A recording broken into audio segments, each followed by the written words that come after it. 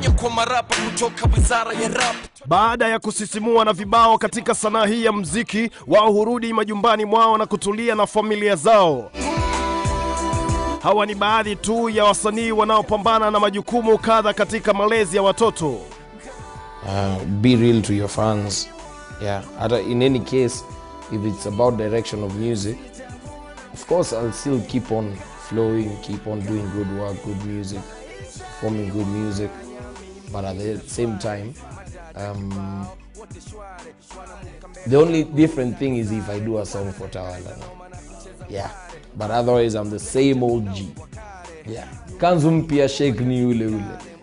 But immediately Mtoi alikama na Fresh akapata first born wake pia at the same time. All of a sudden yani ile tu automatically ukakuwa focused, more serious, ukaifanya job. Tukimaliza kuolea tunapata job, watu wengi hao wamekama, so utadu. So ni urudi kwa ile muziki uifanye a serious job, a serious career. So actually walifanya Mtoi alifanya nika focus more kwa muziki, nikaifanya busy. Maamuzi ya kuwa mzazi yamempelekea msanii Circuit kubadili maisha yake. After I got married na watu kukam, nikaanza kufikiria sana juu life yangu, you know, where am I going? Nenda up na life yangu. Nitakuwa naimba mambo kama hizo. Unaona? Kuzoja siku moja ndaulizwa na God, ulifanya nini na life yangu?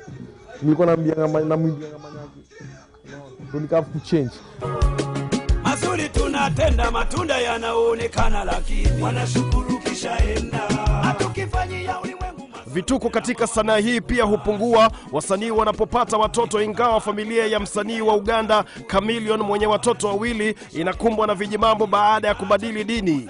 Anakiri kwamba uzazi husababisha mtu kuwa na hekima hasa katika matumizi ya fedha. Why am I going to spend 65,000 for a video that people are going to watch for 3 months and tell me we want another video? I mean, I have kids, I have responsibility. I'm not going to spend $65,000 just to impress the eyes of the next man. Actually siku hizi tukiandika ngoma unaangalia audience. Jumia hata nikitoka pale mtaani nitoke nje kuna watoto wadogo. Na watoto wadogo ni mabisi wa Mtoi wa Mai. Jaribu kwa vuli. Kama kwa video wasichana wanaangukia wewe sijui nini. Mtoi atakuuliza huyu Mtoi anashindwa kabuda hizi tabia gani? Alafu najua Mtoi pia watu wanajua buda yake ni nani. Akiwa pale chuo watu wengine wanamuuliza maswali. Buda yako njoo kwa TV jana zimemdarukia mbaya. So lazima una watch vitu unafanya.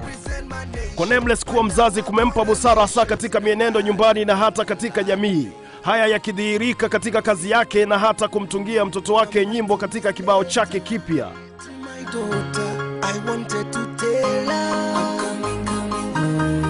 Tawala ameni protect from many other things yani. Mmoja anakaa Mtoi angekam hii time sijui ningekuwa wapi. Singekuwa serious. Na ni kwa sababu hii hata wasanii wengine huweka bidii maradufu kufanya kazi zaidi ya 2 ili waweze kukidhi mahitaji ya familia zao, kama anavyofanya msanii Frasha ambaye pia ni muuguzi. I have 2 daughters, Charlene na Kiki. Fikra za wengi ni kuwa wasanii hupenda kutangatanga na wasichana tofauti. Can you to understand? Probably unaweza assume Uchali ni player. Uchali ana mademo wengi zi. Uchali anapendwa na mademo wengi. Hiyo si mbaya. Lakini pia siwezi take advantage juu ya fame. Ati kwanza kushiki yani kushughulikia mademo wengi hapana, si help. Ni sad because mimi mtu mmoja personally ambona sijui kabuda kama hivi. Sawa. So vile niligrow nikiwa Mtoi, niligrow in a way that ilifika time nikajiambia imagine kaileta Mtoi kwa hii wali sitaki grow kama mimi na wasiwasi. Umekaa kwa mat kabudaka anakuja kanakaa hapo next.